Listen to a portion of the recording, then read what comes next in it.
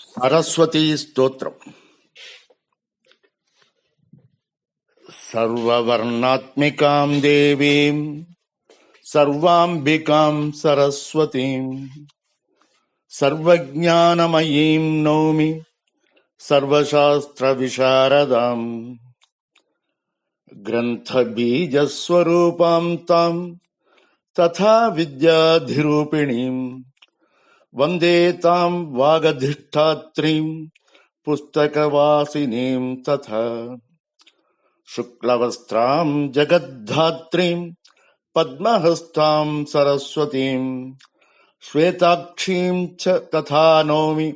श्वेतपुष्पोपशोभिताम् श्वेतपद्मासनीं नौमि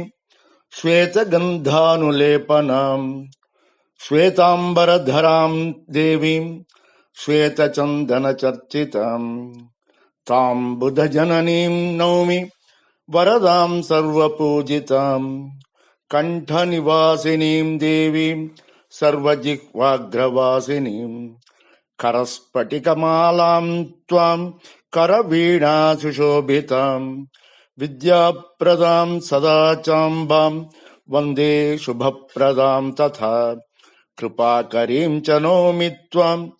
ह्यज्ञानहारिणीं सदा शुभ्रज्ञानप्रदां देवीं